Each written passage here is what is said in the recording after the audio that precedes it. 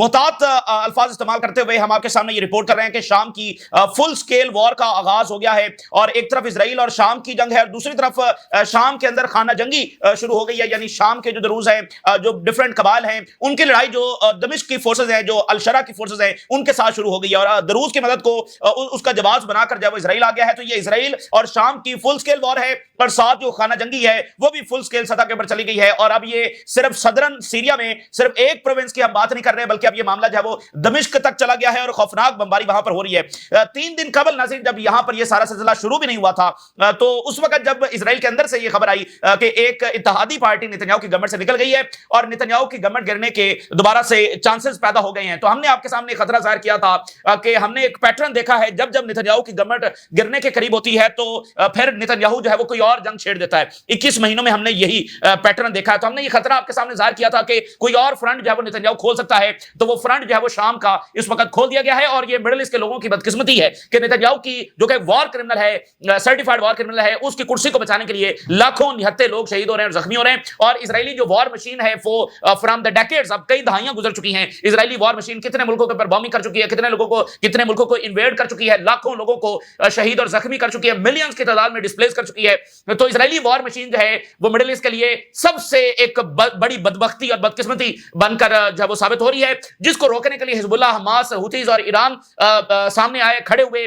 लेकिन ये middle east के जो मालिक हैं, यही अलशरा है जिसने इजराइल की जो बॉम्बिंग ईरान पर हो रही थी उसको कंडेम तक नहीं किया। तो इन मुल्कों को यह सोचना चाहिए था कि इजराइल किसी का सगा नहीं है, उसका झगड़ा सिर्फ ईरान के साथ नहीं है बल्कि सबके साथ है। तो अब यह बड़ी बदकिस्मती की बात है कि शाम के लोगों को यह सब कुछ जो है फेस करना पड़ रहा है और शाम के साथ साथ लेबनान, वो वहां पर भी इनकी बमबारी हो रही है और ईरान की ये तैयारी कर रहे हैं। प्रेसिडेंशियल पैलेस के ऊपर अटैक हुआ है, जनरल स्टाफ की जो बिल्डिंग है उसके ऊपर अटैक हुआ है, डिफेंस मिनिस्ट्री की जो बिल्डिंग है उसके ऊपर अटैक हुआ है। यानी जो आखिरी सतह की जो रेड लाइन थी वो क्रॉस हो गई है। दमिश्क पर हमला और दमिश्क के अंदर प्रेसिडेंशियल पैलेस के ऊपर हमला, ये तो एक आखिरी चीज है जो हो सकती थी वो इसराइल ने कर दी है। यानी सदारती महल के ऊपर हमला, इससे अगली और चीज क्या हो सकती है? और सदारती महल के ऊपर हमले का क्या मतलब है? डिफेंस मिनिस्ट्री के ऊपर हमले का क्या मतलब है? इसके क्या मकसद है? यानी उनकी पॉलिटिकल लीडरशिप यानी उनकी मिलिट्री लीडरशिप दोनों मारे जाएं और इजराइल का जो बुनियादी मकसद है कि सीरिया को एक फेल्ड स्टेट बनाना है, सीरिया को एक लीबिया बनाना है। तो वो लीबिया तभी बनेगा जब यहां पर खाना जंगी होगी और एक सेंट्रल अथॉरिटी नहीं होगी। तो सदारती महल पर हमला करने का क्या मकसद है? सदारती महल में तो अलशरा बैठा हुआ है जो इजराइल के खिलाफ एक स्टेटमेंट भी जारी नहीं कर सकता, इजराइल के साथ खुफिया मुलाकातें कर रहा है, फिर भी उन्होंने अलशरा को नहीं बख्शा। और सदारती महल के पर वहां ईरानी तो नहीं बैठे हुए, वहां पर हिजबुल्लाह तो नहीं बैठी हुई, हुतीज तो नहीं, अलशरा बैठा हुआ है ना।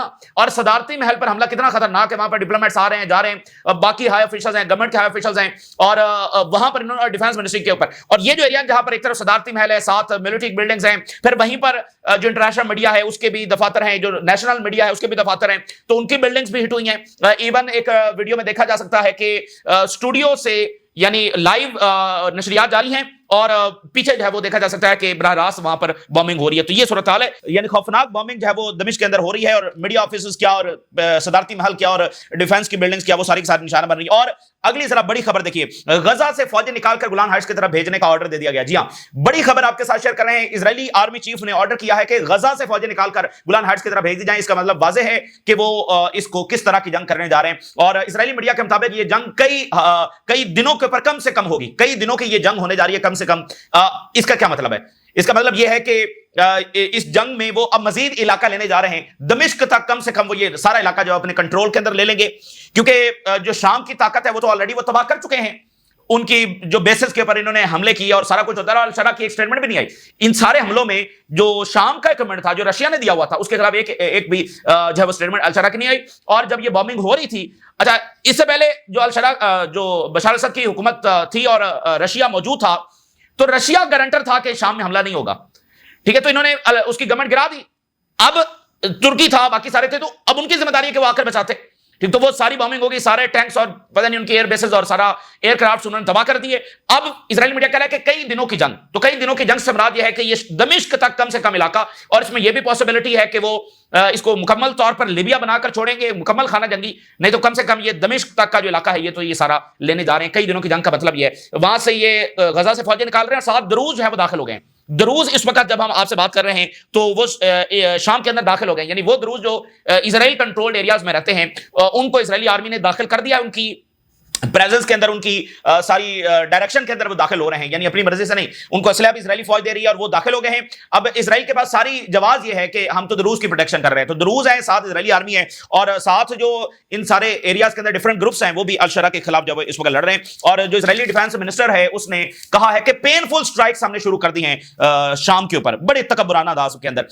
ये जो हमला इस वक्त हम आपके सामने रख रहे हैं, इससे पहले यानी फुल स्केल जंग शुरू होने से पहले कल से अभी तक जो है वो 248 लोग एग्जीक्यूट हो गए, यानी फुल स्केल जंग शुरू होने से पहले वहां पर 248 लोग एग्जीक्यूट हुए हैं, यानी बराह रास्त उनको गोलियां मारी गई। इतनी खौफनाक सूरत हाल वहां पर ऑलरेडी बन चुकी थी, अब ये फुल स्केल वॉर शुरू हो गई है। अब इसमें कितने लोग सैकड़ों हजारों जो है उसका निशाना बनेंगे और बड़ी खौफनाक, बड़ी ब्रूटल, बड़ी बेरहम, ठीक है। और शाम के लोगों की बदकिस्मती कि वो एक बार फिर यही कुछ फेस कर रहे हैं। और ये जो शाम का मामला है नाज़रीन, वो और ज्यादा कंप्लेक्स है। यानी शाम जो है, देखिए यहां पर तो अंडरस्टैंडिंग है, जो अरब हैं, टर्की है, इजराइल है, अमेरिका, इन सब की कोऑर्डिनेशन थी, यानी अरबों की coordination, Saudi Arabia, Qatar, UAE, तुर्की, इजराइल, अमेरिका और अल-शरा, ये सब एक ही पार्टी हैं, ये सब एक दूसरे के साथ कोऑर्डिनेशन में थे शाम के हवाले से। भाई अल-शरा की मुलाकात ट्रंप से हुई ना, और किस हुक्मरान की मुलाकात करवाई गई है ट्रंप से? तो ट्रंप से मुलाकात करवा दी गई, लेजिटिमेट हो गया, सारी सैंक्शंस हट गई, दरमियान में यूरोप मौजूद है, तो ये सब अल-शरा के हवाले से एक ही पेज के ऊपर थे। और जो कुछ इजराइल कर रहा था उसमें भी टर्की और सऊदी अरेबिया, कतर और इन ममालिक की ये इसको पसंद तो नहीं कर रहे थे, लेकिन फिर भी एक अंडरस्टैंडिंग थी कि okay take some land, okay do some strikes, लेकिन इस हद तक नहीं जाना जिस हद तक अब इजराइल चला गया है कि ठीक है थोड़ी बहुत जमीन ले लो, थोड़ी बहुत स्ट्राइक्स करते रहो, लेकिन इस हद तक नहीं जाना। कौन सी वाली हद? कि गवर्नमेंट को हिट नहीं करना, दमिश्क को हिट नहीं करना, सदारती महल को निशाना नहीं बनाना, अल-शरा की जो गवर्नमेंट है उसको नहीं निशाना बनाना। तो उस सतह के ऊपर जब वो इजराइल चला गया है, क्योंकि इजराइल को तो चाहिए जंगे, इजराइल को तो चाहिए जंगे, ये बात इनको समझ में नहीं। तुर्की ने इजराइल के साथ कोऑर्डिनेशन करके बशार अल-असद की गवर्नमेंट को गिराया था और बशार अल-असद के खिलाफ सैंक्शन लगाई गई, जो कुछ हुआ। तो नेतन्याहू ने बड़ा उसकी शैतानी मुस्कुराहट थी जब वो गोलान हाइट्स के ऊपर जाकर खड़ा हुआ, उसने क्रेडिट लिया कि जो बशार अल-असद के साथ हुआ ये हमने किया, ठीक है। तो तुर्की का मुकम्मल कोऑर्डिनेशन था इजराइल के साथ। तो अब जो है वो इजराइल वो तमाम अंडरस्टैंडिंग, जो कि कभी भी वो किसी अंडरस्टैंडिंग, किसी मुआहदे की वो पैरवी करता ही नहीं है, लेकिन ये एक गलत फहमी में थे कि अच्छा अमेरिका भी दरमियान में है, अच्छा यूरोप भी है, तो हम इजराइल के साथ, तो अमेरिका दरमियान में न्यूट्रल हो गया, जैसे लेबनान में वो न्यूट्रल हो चुका है। अच्छा वो कह रहे हैं इजराइल हमले कर रहा है तो हम क्या करें, तो शाम में भी अचानक से अमेरिका जो है न्यूट्रल हो गया।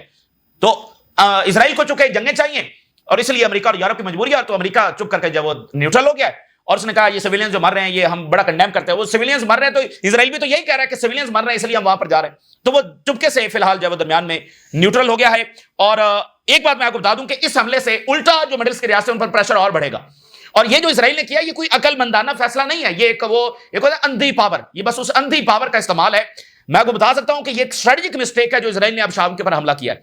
उसकी वजह क्या है? मैंने आपको बताया है कि जंग तो ईरान के खिलाफ हो रही थी ना, अल-शरा तो उन्हीं का प्रोजेक्ट था, टर्की से, सऊदी अरेबिया सबके साथ कोऑर्डिनेशन थी, कतर से, अमेरिका दरमियान। तो ये जो मिडिल ईस्ट की रियासतें हैं इनके ऊपर प्रेशर और बढ़ेगा कि तुम इजराइल के साथ बार बार जाकर सगे बनते हो और हाथ मिलाते हो। ये इजराइल है जो तुम्हारी ना गजा में मारने के लिए तैयार है, ना लेबनान में मारने के लिए तैयार है, ना ईरान में मारने के लिए तैयार है, ना शाम में मारने के लिए तैयार है।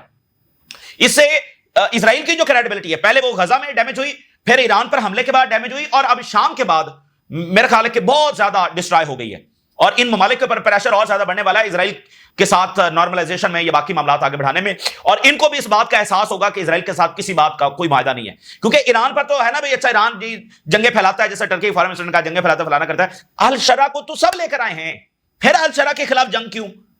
ठीक है ना। इसलिए अब इनकी बाकी जो मिडिल ईस्ट के ममालिक हैं उनके यहां इजराइल का जो तस्वुर है वो बदलेगा इस बात। तो ये स्ट्रेटेजिक एरर है, ये इजराइल को ये जंग सूट नहीं करती है जो अल-शरा। भाई आपकी गवर्नमेंट है, आपका बंदा वहां पर बैठा हुआ है जो आपके साथ नॉर्मलाइजेशन करने के लिए तैयार है, उसने ईरान तक को कंडेम तक नहीं किया, हालांकि पूरे मिडिल ईस्ट ने किया, उसने नहीं किया। इससे बड़ा आपका इत्तेहादी क्या होगा? तो एक तरह से आपका इत्तेहादी, तो उसके ऊपर जब वो अटैक करना, तो ये तो स्ट्रेटेजिक एरर है। लेकिन बहरहाल एक वॉर मशीन है जो चलती चली जा रही है और इनको जो है वो उसको रोकना होगा। और मैं आपको बताऊं कि टर्की के लिए बड़ा इस वक्त Turkey, Saudi Arabia, Qatar, gulf, ये सारे इस वक्त पैनिक के अंदर है, खासकर टर्की पैनिक के अंदर है। उसकी वजह यह है कि सीरिया अगर डिस्टेबलाइज होगा तो सबसे ज्यादा नुकसान टर्की ही को होना है। तो टर्की इस वक्त पैनिक के अंदर है और सबसे पहला दौरा अल-शरा ने सऊदी अरेबिया का किया। तो इन सब मुल्कों के इसमें मफादात हैं कि ये डिस्टेबलाइज नहीं होना चाहिए। तो अब टर्की को कुछ करना है। टर्की अगर चुप करके पीछे बैठेगा तो ये उसके इंटरेस्ट में नहीं है कि शाम के अंदर इजराइल ये सारा कुछ करे, लेकिन अगर आगे बढ़ेगा तो कैसे बढ़ेगा? तो ये नतीजा होता है जब आप इजराइल के साथ मिलकर कोई इकदाम उठाते हैं तो इजराइल फिर दरमियान में आपके साथ ऐसे ही करता है। टर्की ने इजराइल के साथ मिलकर पिछली गवर्नमेंट को गिराया और इस सिनेरियो में गिराया जब गजा की जारियत जारी है। कम से कम उसको तो रुख लेने देते। तो वो जो एक हिजबुल्लाह की सप्लाई लाइन थी उसको काटने की जब कोशिश की गई, तो ये एक स्ट्रेटेजिक कोई अच्छा अकलमंदाना फैसला नहीं था। लेकिन और उसका आप देख लें कि आज उसका रिजल्ट आ गया है, एक बार फिर रिजल्ट। अब बताएं टर्की क्या करेगा। अब वो सारे कोशिश तो कर रहे हैं, अमेरिका को भी फोन घुमा रहे हैं कि आप रोकें, इसको रोकें। भाई वो रोकें तो नहीं ना रुक रहा आप, ठीक है ना, सब फोन घुमाई जा रहे हैं अमेरिका को। अच्छा, अमेरिका का जो है नंबर नहीं मिल रहा है इस वक्त, और अमेरिका से एक स्टेटमेंट जारी हुई, उन्होंने कंडेम कर दिया सिविलियंस मारे जा रहे हैं। भाई सिविलियंस तो मारे जा रहे हैं ना, लेकिन मार कौन रहा है? इसराइल भी तो यही कर रहा है, सिविलियंस मारे जा रहे हैं इसलिए हम इंटरवीन कर रहे हैं।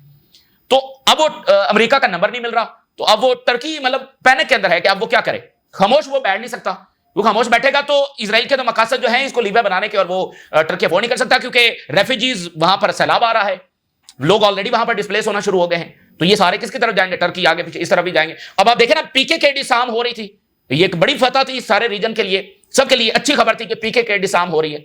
इसराइल ने फिर जनाब यहां पर खाना जंगी जो है, तो इन मुल्कों के ऊपर प्रेशर है। टर्की और सऊदी अरेबिया, कतर, ये पैनिक के अंदर है कि अब करना क्या है। ना चुप करके बैठा जा सकता है, लेकिन आगे बढ़ेंगे तो कैसे बढ़ेंगे? तो टर्की को उतनी ही बहादुरी दिखानी पड़ेगी जितनी ईरान ने दिखाई है।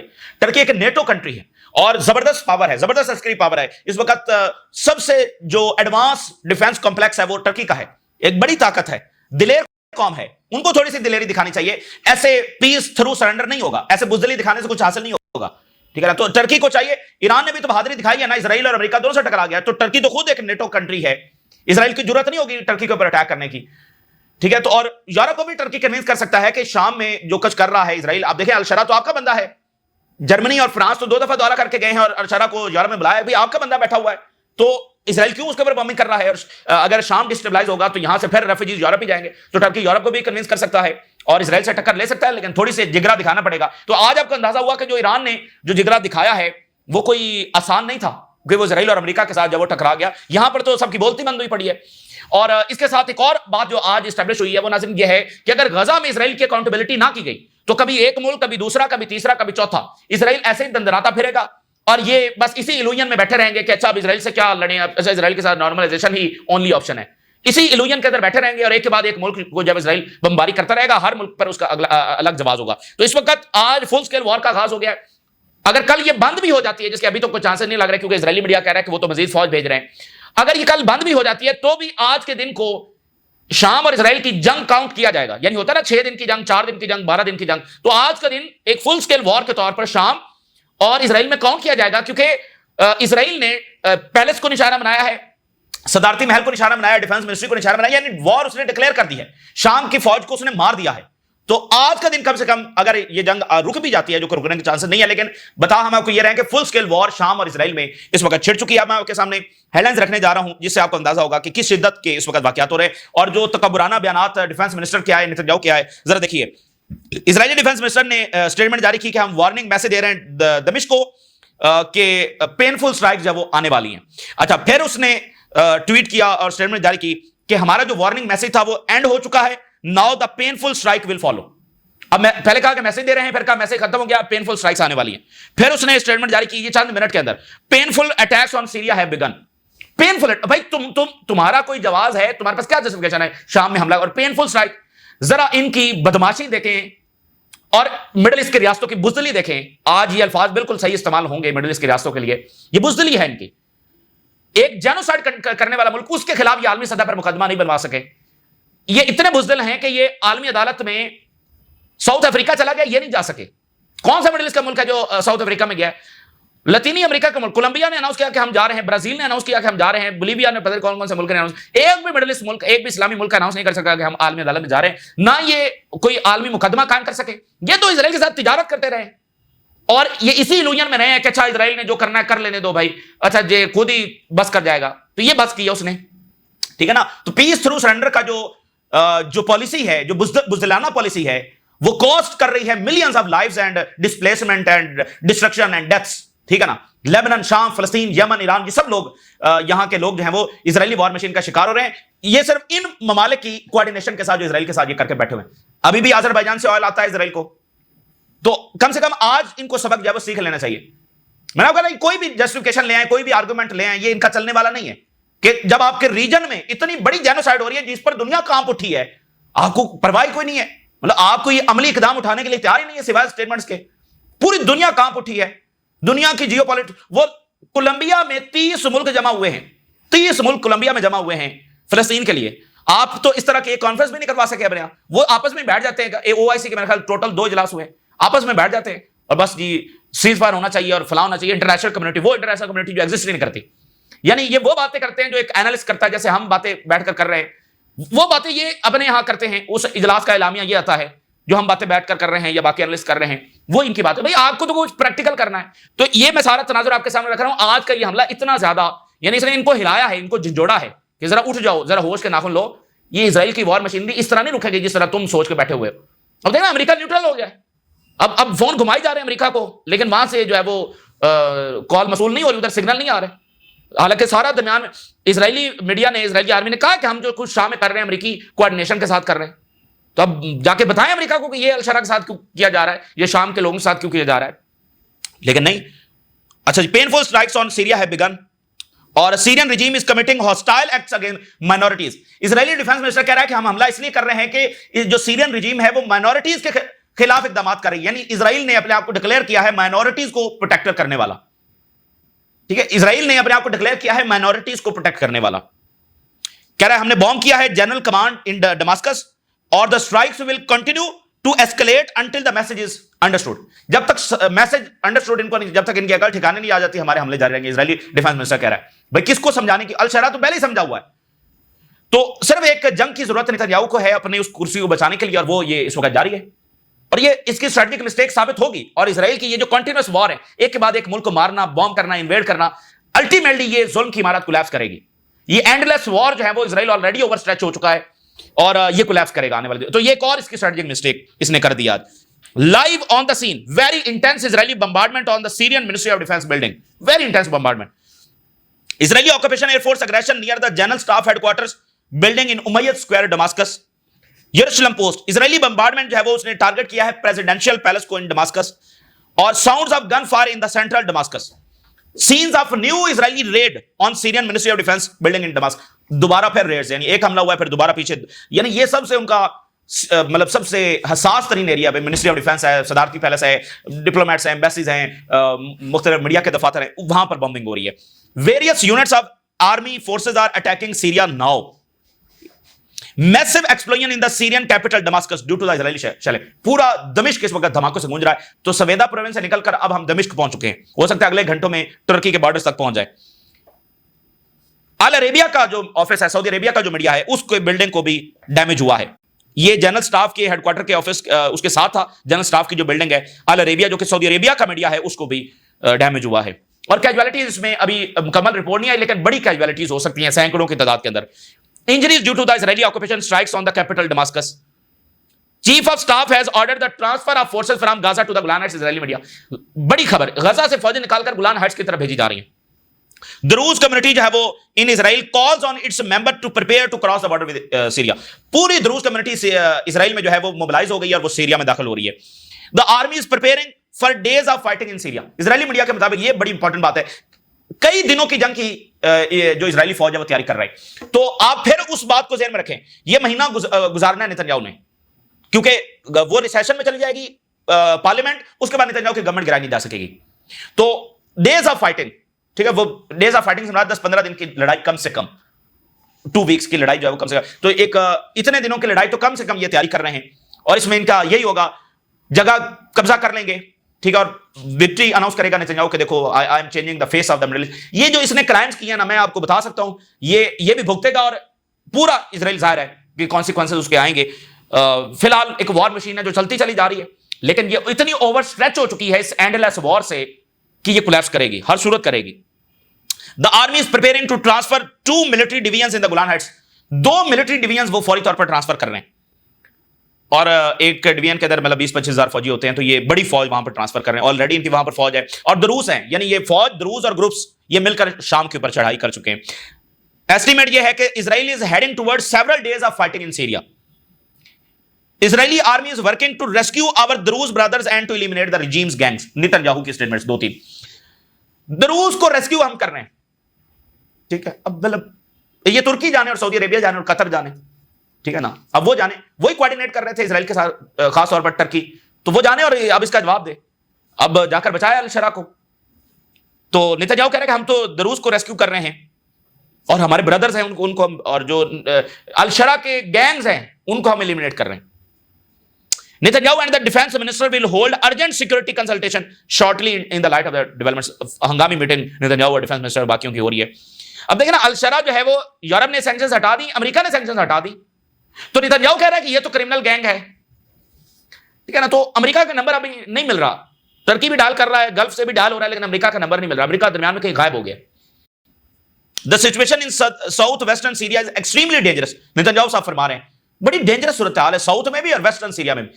तो ये आगे बढ़ रहा है मामला। और अमेरिकी इनवॉय टू सीरिया कहता है we strongly condemn the violence against civilians in Sweida. ओ भाई, मतलब क्या आपको बात समझ नहीं आई? किसको कंडेम किया है? सिविलियंस की जो कैजुअलिटीज हो। ओ भाई, सिविलियंस की कैजुअलिटीज कौन रहा है? क्यों कौन कर रहा है? किसको? इजराइल भाई, या तो इजराइल कर रहा है या अल-शरा कर रहा है। तो नाम लो ना भाई, चलो अल-शरा को कंडेम कर दो या इजराइल को करो जी, सिविलियन कैजुअलिटीज को हम कंडेम कर रहे हैं। तो ये आप देखें, ईरान की जो भी आखिर में जो अल्टीमेट लड़ाई होने वाली है, जो भी होगा ईरान का, लेकिन आप ये तो नोट करें, एक क्लैरिटी है। अभी सुप्रीम लीडर का मैसेज आया, उन्होंने कहा कि मतलब हम मुकम्मल लड़ाई जब जा रहे थे, तो एक क्लैरिटी आपको नजर आती है हमास, हिजबुल्लाह, हूतीज और ईरान कि भाई इजराइल अमन नहीं है तो इजराइल की वजह से नहीं है। इधर जनाब अच्छा जी नॉर्मलाइजेशन कर लेंगे, अच्छा जी ट्रेड होनी चाहिए, अच्छा जी यहां से एनर्जी रूट्स गुजरेंगे, अच्छा जी अमेरिका एक स्टेबलाइजिंग फोर्स है। तो अब अमेरिका किधर है? लेबनान में वो किधर है? गजा में तुम्हारी बात वो क्यों नहीं सुन रहा? शाम में तो मैं कहता हूं सबसे इंपॉर्टेंट मामला शाम का है, क्योंकि शाम में आपका अपना बंदा, आपका प्रोजेक्ट है, उसको भी इजराइल ने नहीं बख्शा। जो सुबह शाम कॉल कर रहा है आपको, मतलब इजराइलियों के साथ मुलाकातें कर रहा है, और उसने ईरान पर हमले को कंडेम नहीं किया, उसने गजा की जेनोसाइड को कंडेम नहीं किया। बाकी सारे ममालिक तो कंडेम कर चुके हैं ना। ये वो बंदा है जिसने गजा की जेनोसाइड को कंडेम नहीं किया और ईरान पर हमले को कंडेम नहीं किया। वो तो आपका मतलब आपका जो है ना प्रोजेक्ट था, आप ही उसको लेकर आए, उस पर भी हमला हो जाना, यह मिडिल ईस्ट में आज एक बड़ी तब्दीली है। टर्की का बयान आया है कि Israeli attack on Damascus are attempts to sabotage Syrian efforts to establish peace and security. तो वो तो कर रहे हैं अब टर्की, अब क्या मतलब इजराइल सबोटाज तो कर रहा है पीस को और स्टेबिलिटी को। वही बात वो कर रहे हैं कि लिबिया बनाने की कोशिश शाम को की जा रही है। तो ये टर्की के मफाद में तो नहीं है। तो अब देखते हैं टर्की क्या करता है। काफी अमेरिका को कह रहा होगा कि भाई रुकाएं, ठीक है, लेकिन अगर अमेरिका नहीं रुकाएगा तो फिर, और यहां पर बड़ा इंपॉर्टेंट मामला है, अगर शाम की फौज जब पीछे हटती है तो ये सारे इलाके तो इजराइल ले जाएगा दरूज के जरिए, और आगे बढ़ते हैं तो फिर किस तरह बढ़ेंगे? तो ये पहले दिन से जब इजराइल यहां पर आ रहा था, अपनी चौकियां बना रहा था, अपने आप को मजबूत कर रहा था, ये उस वक्त इकदाम उठाने की जरूरत थी। आज तो वो चौकियां बनाकर अपनी सप्लाई लाइन मजबूत करके वहां पर बैठ गए, मोर्चे बनाकर ऊंची चोटियों के ऊपर। इजराइल जो सीरिया की आर्मी है, इन्होंने क्विंत्रा के अंदर ये दाखिल हुए हैं, strong hold of armed militant supported by Israel. तो ये भी बहरहाल क्विंत्रा के अंदर दाखिल हुए। ये इस वक्त की हंगामी जो सूरत हाल हमने आपके साथ शेयर की।